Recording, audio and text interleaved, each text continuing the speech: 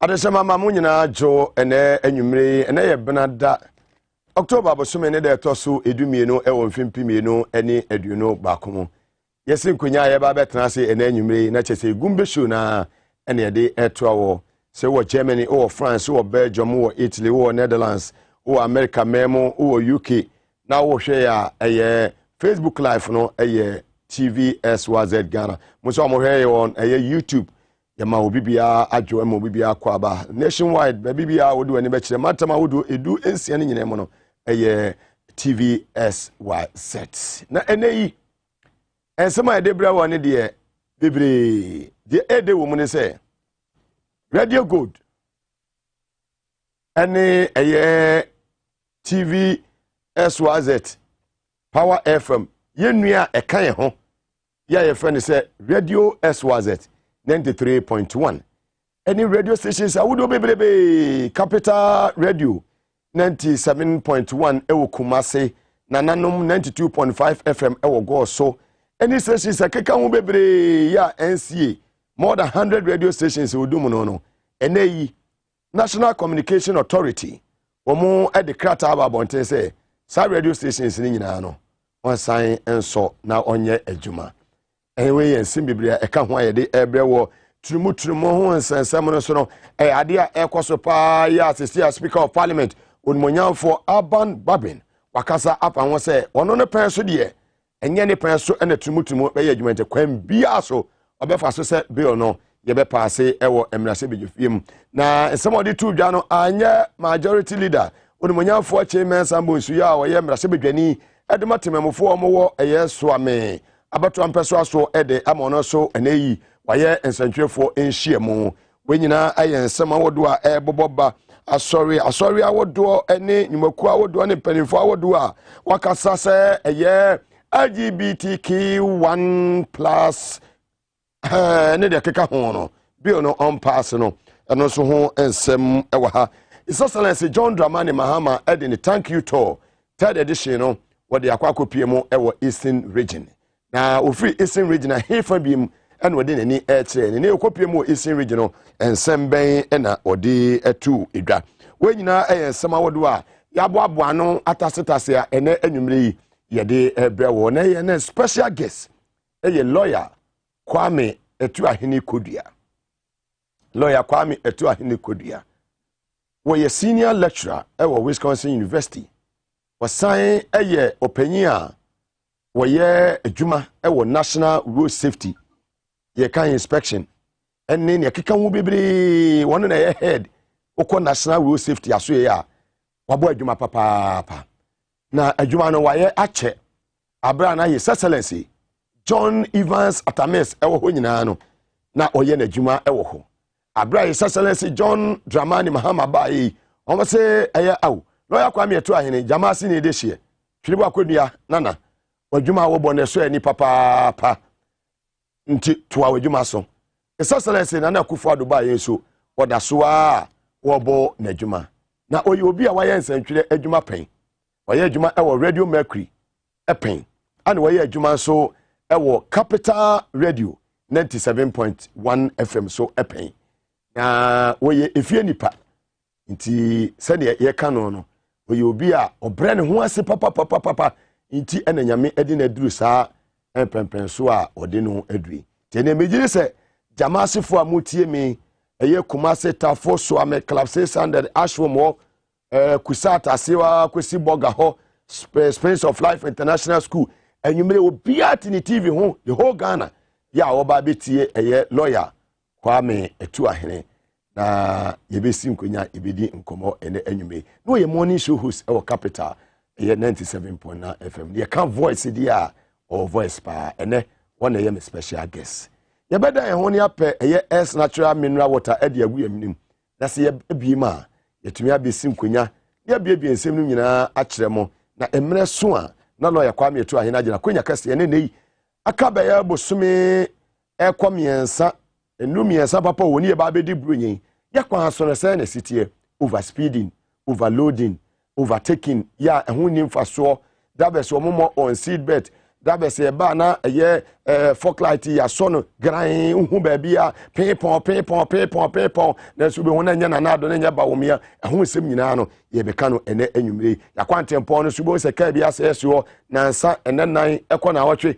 na da so siwo na de kwanhia bebre eba enye de bia na be ba betena ye NDC MPP say life is precious. If there is life, there is hope. Yabasisia. Maga! Yaplebumyo! Yapojo!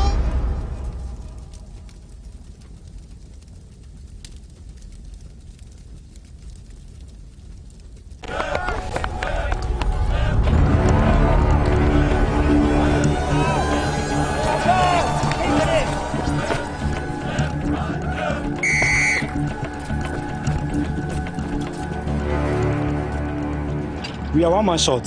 Should we invite him? Yeah. It be old cargo. Can I join you guys? Yeah.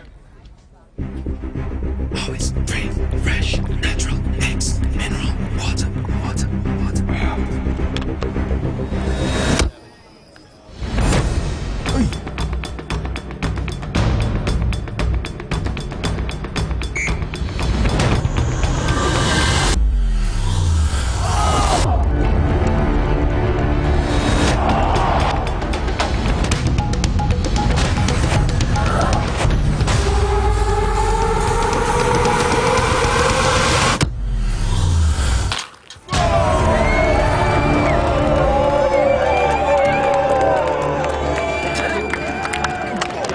You still got it. Always keep hydrated naturally. That's my secret. Manufactured with the primary aim of preserving nature's finest minerals necessary for a healthy mind and body. X Natural Mineral Water. Simply natural.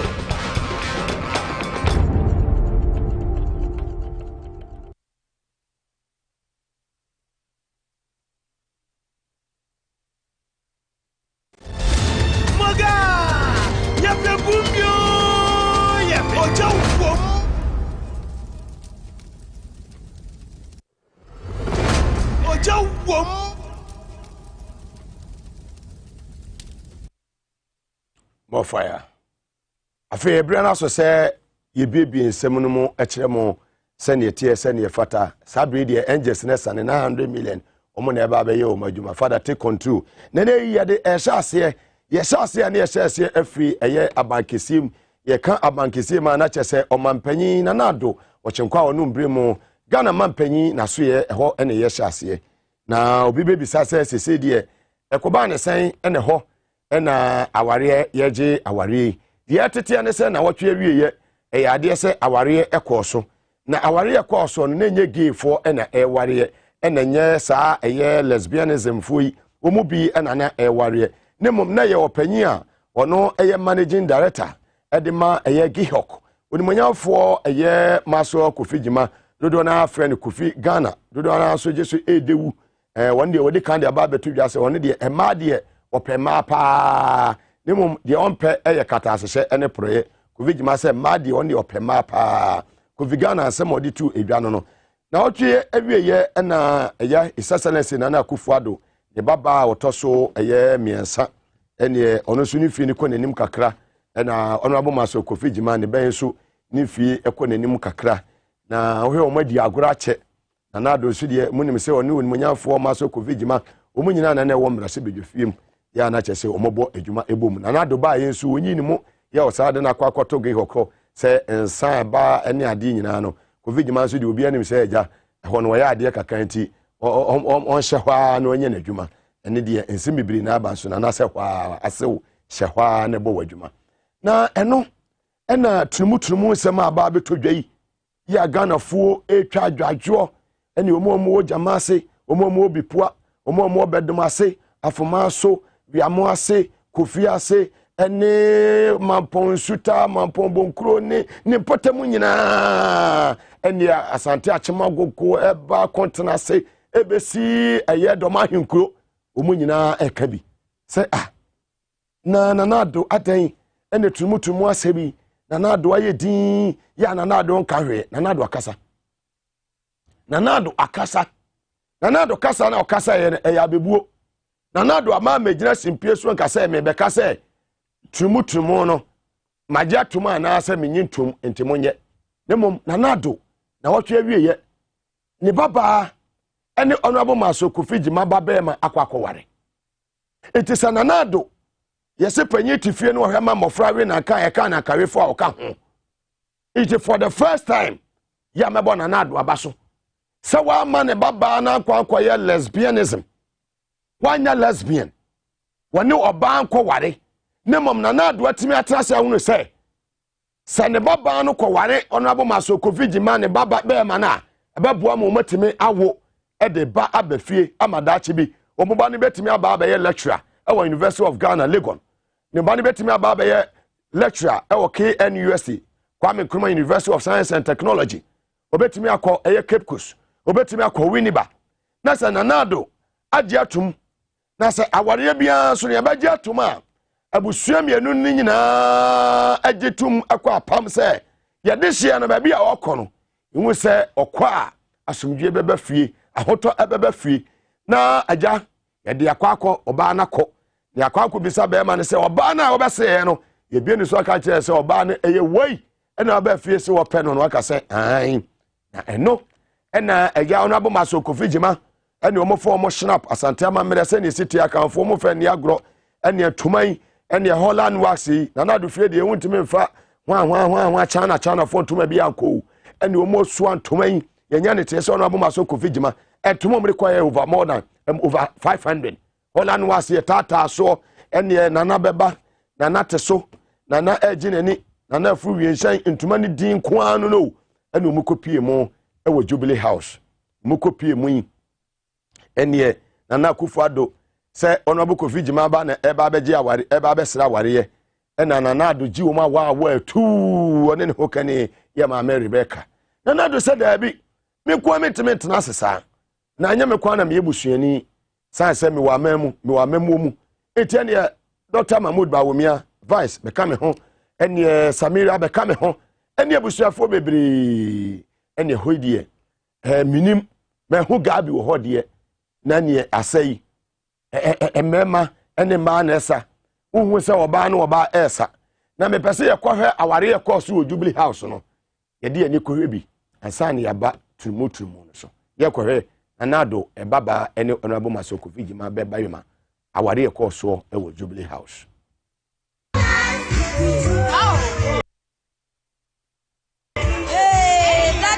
Daddy one president baku no size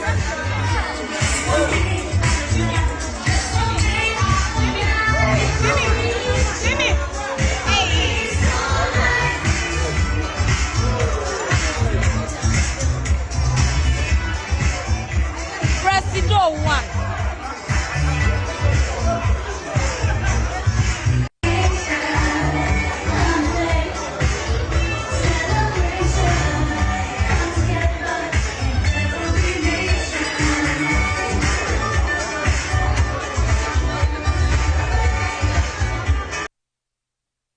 Obawumia onye sezi kura onye darling na be ma na asa na bo tiri kokoli wo maje advice free me ho ye ka sa be hume na me ma si de bugna two dance wo peja na akwaso na peja na ba form ka be kura be jatum salamu nyina be jatum sa asade mugabe ya de na wo vice president pa wo yire wo fefe say na wo supusi utisa oh David Bawumia anya de na ka me free me say ka we kanana de baso Bawumia sa no mo sa na Samira so aso Rebecca sa Nanado de yo se da bi ge da bi we chi opefe se Nanado na oya mampanyin ye nyina ya mampanyin no se wo yo obi a wotumi agi eye honorable masoko vigima eba bema aba ne fie aware nso kwaso o Jubilee House na e kire wo se ba bia o ma Ghana ye kono se sa LGBTQ1 for the bia de be ka hu yi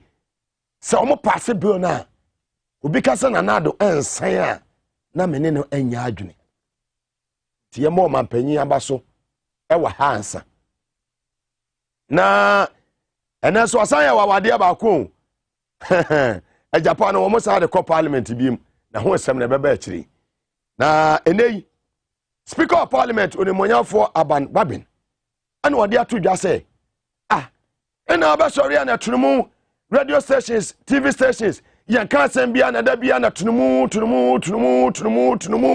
afekura de I mean amayan airwaves ne so sanity awase yenya woso no yenya ni nyina kwen tunumu na eno no wase da bi so wono as leader yo wamra se beje fi no as Speaker of Parliament no wan kasa no jane sa na chese wadi Ghana fo nwamo no de okasi so se enye ne pen so ene ebe ye wu de obe make sure say sa LGBTQ plus no bill no ye be pass ye tie sema Speaker of Parliament Aban Babin e de atudwa Ghanaians have spoken with one voice. I sit here as the Speaker of Ghana. I represent Ghanaians and the country Ghana.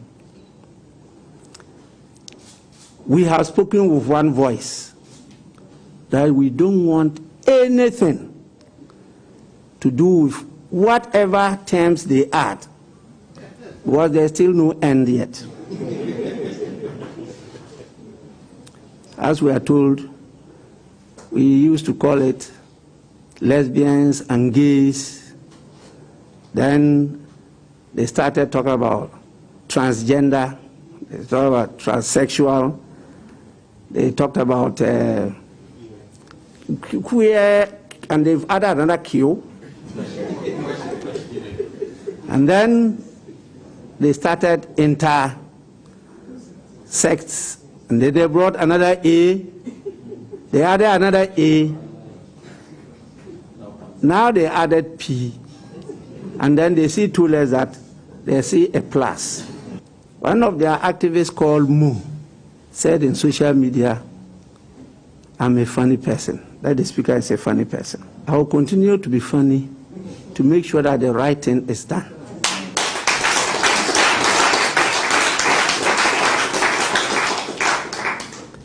I am pro-life, and I will continue to be funny to make sure that lives are saved in the world.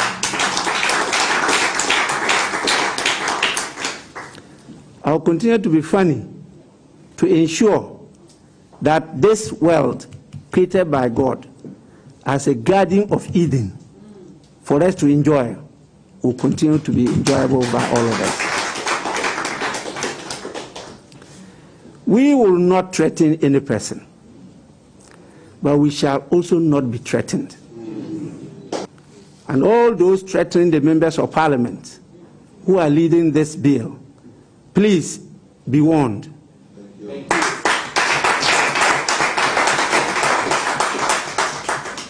We cannot be threatened in our homes. This must be stated loud and clear to those who have come to do business in Ghana, those who represent their countries and think that they are right. We also represent our country. And they can never dictate to us as to how to live or not to live in this world. And I'm very clear in my mind that this House, the Parliament of Ghana, will pass this bill as soon as possible. Fantastic. Parliament be pass this bill as soon as possible. Ebetime ye ochina, ebetime ya de chie. Eno ene esema Speaker of Parliament e de atudwa emu hwam. Na esemu ba ye trumu esemu yi ana mafo ka say na nanem ayefo kura ye nti omo ka ene omo ye din ena ahefo yi omo support ana ehwo ena eye domaine osagefo agemambadu kantika no be maba sori gina ya na wase hwe Ghana ha me ye high court judge o enya de ye betena ho amasa trumu yi akoso e wo Ghana ha yentie osagefo agemambadu Doma Henny, on the Sunny Sama, what they aton century for the Ghana for enim. Na Mra Adianti and Nano. I am a reward. Didn't bend the back of school and as a basana and I bet. Yes, and about what they yes, and connect. Bebe Shamra, said by a band to me, worry. Berman the Berman worry. Marty Sabine Bassori. Sir Bentias yet. Nana, one in the air. Parliament of one about Tiaman so ben Tierney. Nanya Sandy Nipa, Nananga Sabam Nipa, Applim. Once I see over man. Nankadana Parliament, no? Manka,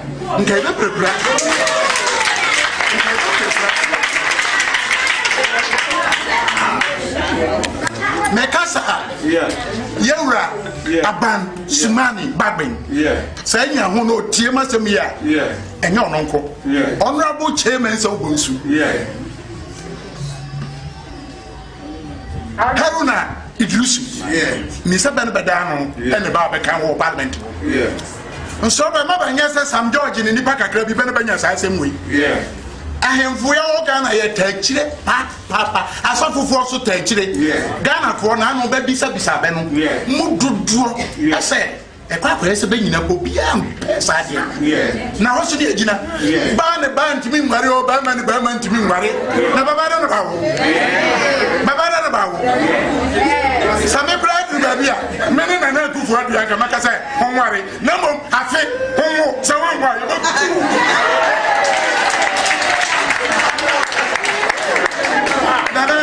What a Roma. My acquaintance said, One name number Casa. Yapasa, Yadefa.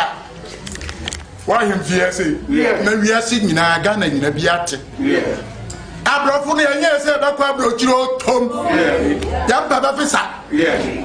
Banya, at the end of the can say ban the Burma, the Burma. But Papa Franco Arab countries. Kabetini Babet say, Nasa want to Franco Arab country. Bossian, Baji Bossian, a year, but the crab and giant was Janabo. No more. Bama, never worry about. Man, what the father, what about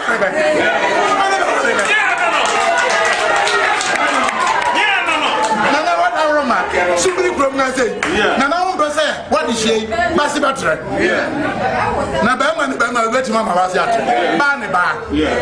Nababa is Adiano, Banche.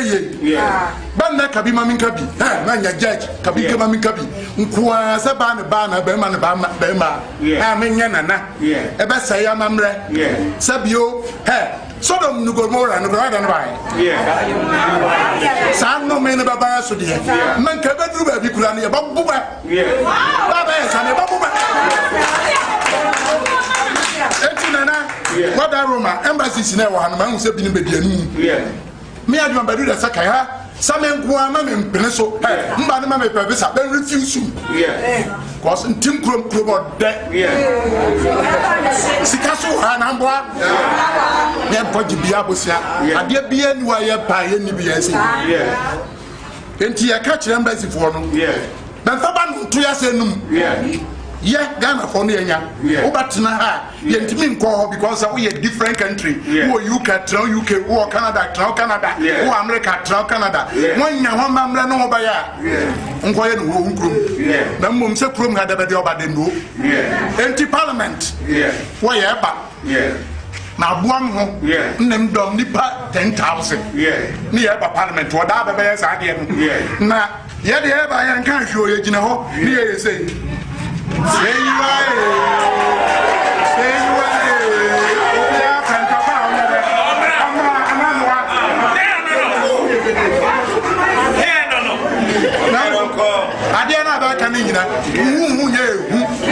Sika bia no bet mama sika me asesa ya mamre ya ba ware enuama no enuanum ya ba susu ba ware ya ba ni ba man no nana kom na do mama nga no ya hweso sa hoti se bi wo ha ho man masonte ma ya babu ni nipa no ba dia ba di ba ko sa de on kwa ba de ntum ho amani ba je sendem ne ba ka se ade wo anya mamra adwoma bi on tra senti akodam ono kra menya fans wa nana pa choma kam se awie mi wie wase asem no uka ne ma bi a wo hia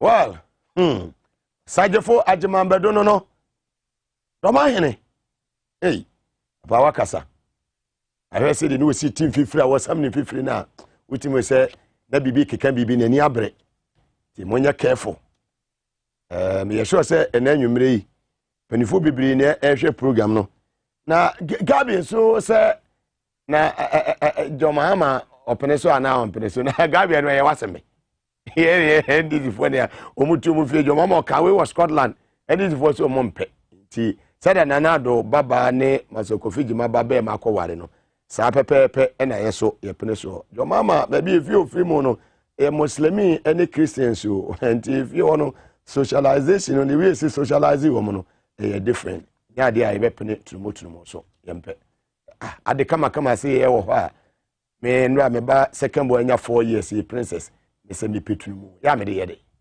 Kevin peturumu Abwaje peturumu Kofi the boy now how I was you peturumu ya wo de ye de ye koye nim na we do man kan we ena lawyer akoto ampaw se de papa ni de buosi afu minim se papa we de se pass bill dia bia obetu Africa na kwape ba bia ateno na papa ebu afu ni obiribo ayenso etuma ni mo no su same se de man obiribo ayenso obom obodo nonum se ambi before ambi so ankasa na de na mo ya parliament wo no turumu a ensi ena akoto ampaw na nado na lawyer o papa si de on de ono tutu bia mane MP say ye wo broadcasting be wo ho teenage pregnancy hwan eno ne ade wasam pass ni mu jai sa turumu no eye unconstitutional eye hate ni hwan papa na ni breso a woka echacha ne sane ade utimi sa papa no na ni abre pa na enei papa no free MPs ni so wadu eye religious bodies nanu watoto bi di amane wa mo sana mo Christopher ena mo so ya na de ena turumu ena ha say munye din yanka issues na eda wonu munye nya atendidie ene ho ahoa no ye ka human rights ho asema mo say asori lawyer Kuto Ampaw. We are hopeful that reason, good sense, and the constitutional provisions would eventually prevail. We know that Ghana today, there's a very strong religious lobby. We know that people will go and give their whole house to a pastor because the pastor tells them that he has a revelation. All those things are going on. Those things have absolutely nothing to do with the message of Christ. Let me tell you. Most of the things that are going on in the name of Christianity in Ghana by pastors and the like, it has nothing to do with Christ's message. So yes, we will respect their views, but we think that those views are misguided. And it's a red herring that people with repressive ideas use as a cover to impose their authoritarian views on Ghanaians. On that basis, we think it is irrefutable that this bill is a gross violation of our rights and freedoms under the Constitutional Republic. So we are hopeful that we will succeed. And in any event, we have the Supreme Court. So more Supreme Court too. Also no we di agro. And you may papa for Francis Puku, former National Security Minister under Kufuor's administration, who here life and then you may say birthday when you by your happy birthday in advance. Also na Alhaji Sinari and the 14th your birthday, o ma me so the 30th.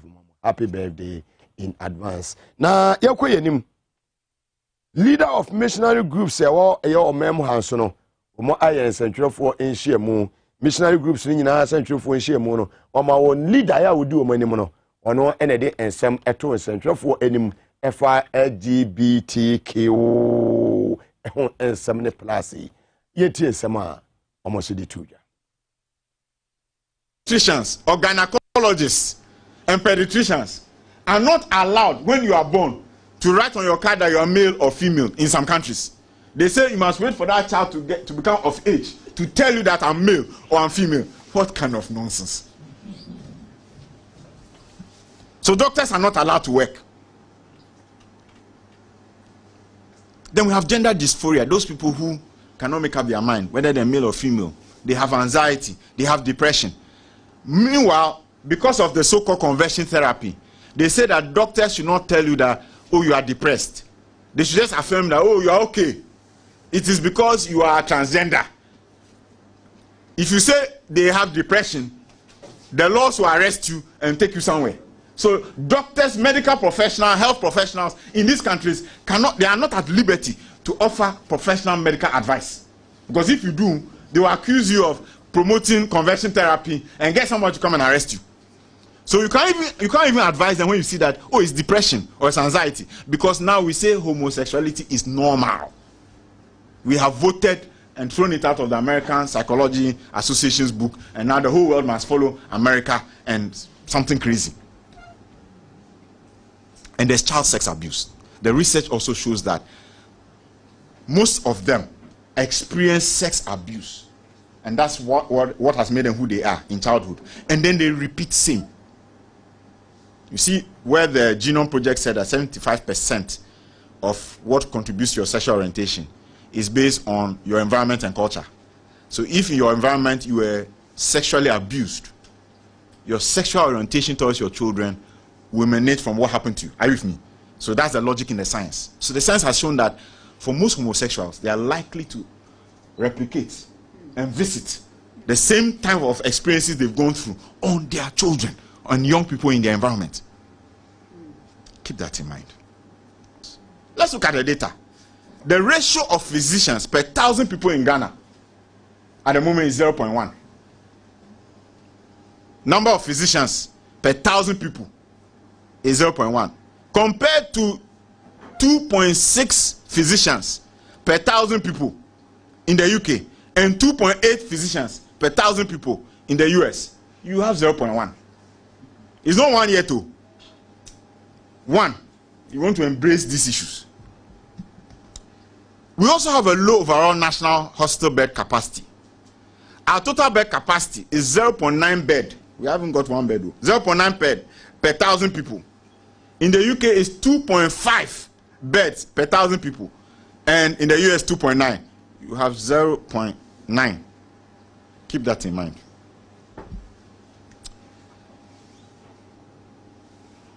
The medical and psychological impact is grave. It's affecting everything, including the medical systems in the countries where they are promoting this and allowing it. In those countries, medical doctors are not allowed to engage their patients, diagnose and treat them in a manner consistent with their expertise. They are forced to embrace this inclusion ideology. So for social reasons, let's just accept everybody. Let's all be quiet and allow it. Let's not tell them that this is just anxiety. This is just depression. No, don't tell them. Just tell them you are okay.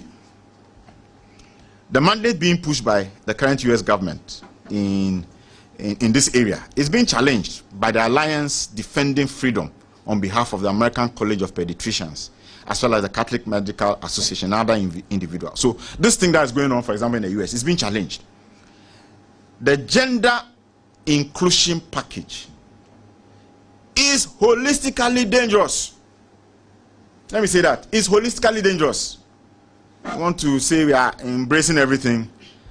If embraced by Ghana, our nation will slowly arrive at the levels of chaos that we can see, or anarchy, in other healthcare systems. Our healthcare system already needs a boost. We must learn our lessons from the other jurisdictions that this is being practiced and make sure that we protect our populace. In conclusion, contrary to the views expressed by the LGBTQI persons, proponents, assigns, agents, and what have you, sex is binary. And it is what? You better a leader at the missionary groups on LGBTQ1. And some of the two our home and not to say, we're here Ghana. I sabi I would do a war, doctors, I would do a war, and no my area, a more call, a war so quick away in young Pamfabi and to so. Now see him could do or two so near about Pampers here. Now, Doctor Sam, no Baby Hill, near Yao Pin for a show. Bongarat, Mokopem baby, Antina. Kwakudim who are more in William Forest War, our America, and a year Britain Hall, Namoko, a year Bristol, and Reading Hall, outside London, Muranima, Makwakudim to a Ghana. Now, when you know, Ebebe, Kofa buying na for Ibako, a Matthew Opoku Prempe, you know, so I am Brasibi, I was Santimantema, on so menshia, a hot and an aquina, ewo. Na kiyase kana maboda ma wansa ewo bolgadwum na ko bi beka eyetrumu asema wo ka kura anka oyam ebehyew anya ade a otumfo sie to kokoso asantemawura wo befa ne fichiri kura ene waka ho nsem papa ne sha ase ena ye school yi curriculum ene nwanwan ye baba be introduce nwanwan ene ye kotie ensem a afia etwa mu ansa de ebesi covid mu no Mati Opoko Prempe, Member of Parliament for Menshia of Odi Etuda ewo Ghana. Subject of sexuality education has become a very important matter, particularly for the youth in our societies. Indeed, the changing societal context, characterized by the free flow of information, media pluralism, and the social media, has necessitated the need for education systems to provide accurate information on sexuality education. We in Ghana have a guideline that I've shared with you that we see it is imperative if this nation should develop, that sexuality education should be part of the curricula that we would launch this year in September, all the way from kindergarten to senior high school. Let me congratulate UNESCO and partners for the timely nature of this high-level dialogue among ministers of the four regions, Eastern, Southern Africa, Western, and Central Africa, to shape the discourse and the implementation of comprehensive sexuality education in Africa. Ghana has long recognized sexual and reproductive health education as a conduit for addressing issues affecting the youth in this area. Originally provided by elders and other traditional leaders in community, aspects of reproductive health education were introduced in the school system with the advent of formal education. Well, on my for a year, Matthew Opoku Prempe, say we energy minister, Sabri Okasa, no education minister, and Sema, or the two da eno. Na yakwe nim ugusu life, our TVS was it Gumbe Suyan was Ugusua, Wuti ene enumre, we are self-ana baby. Yakwe nemono, Yenya a year papa, Yemibia, honorable chairman Sambusu, or Yamrasibi, ni the Matimamufua, was swami, a better one persuaso, Asante Mantem.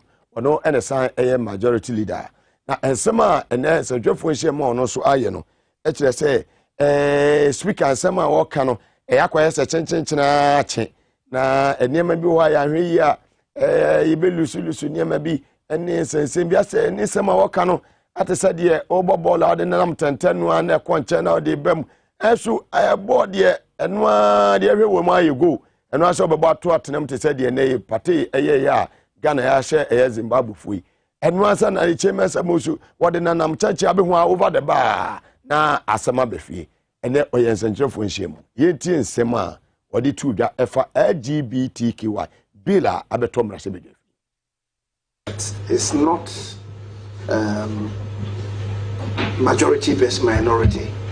This is a matter for Parliament. Now, let me at the very outset indicate that members of Parliament are representatives of the people. I'm an African, I'm a Ghanaian,